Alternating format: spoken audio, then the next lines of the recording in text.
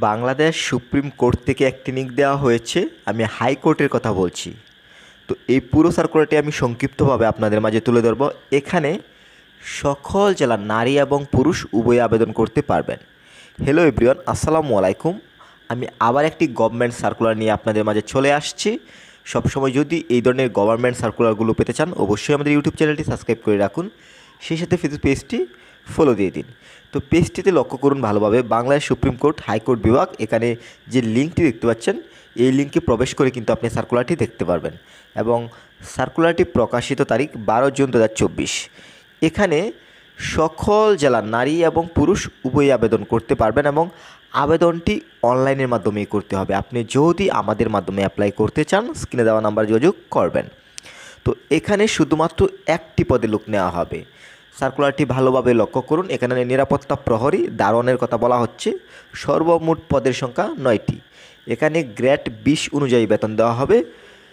8,250 টাকা থেকে 20,010 টাকা দেওয়া হবে।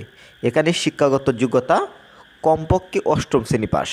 আপনার যদি 8ম শ্রেণী থাকেন অ্যাপ্লাই করতে পারবেন। যারা এসএসসি পাস করছেন তারাও কিন্তু এই সার্কুলারটিতে অ্যাপ্লাই করতে পারবেন। শুধুমাত্র একটি পদে লোক নেওয়া হবে। এখন আমি বয়সের বিষয়টি তুলে ধরব যে এই সার্কুলারটিতে আবেদন করতে হলে কত বয়সের মধ্যে হতে হবে। এখানে আপনার বয়সের হিসাবটি করুন 11/7/2024 অনুযায়ী আপনার বয়স যদি 18 থেকে 30-এর মধ্যে হয় অ্যাপ্লাইটি করতে পারবেন।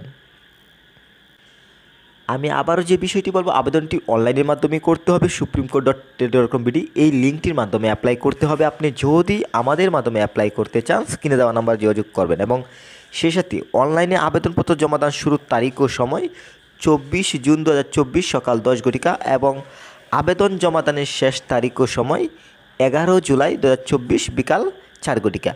এখানে যে সময় উল্লেখ রয়েছে এর মধ্যেই কিন্তু আপনাকে আবেদন করে শেষ করতে হবে।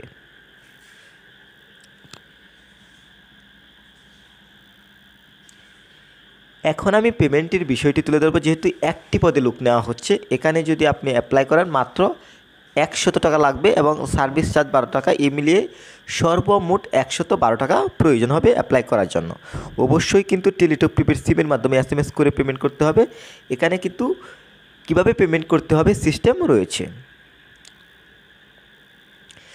এছাড়াও সার্কুলারটিতে আদার্স টার্মস অ্যান্ড কন্ডিশন রয়েছে। পরীক্ষা পদ্ধতি, কী ধরনের কাগজপত্র লাগবে এবং পরবর্তী সময়ে কি কি স্টেপ আপনাকে ফলো করতে হবে সব কিছুই কিন্তু এখানে উল্লেখ রয়েছে।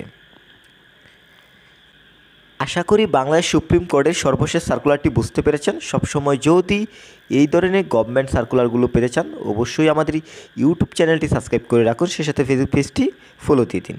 সবার সুস্বাস্থ্য কামনা করছি। আল্লাহ হাফেজ।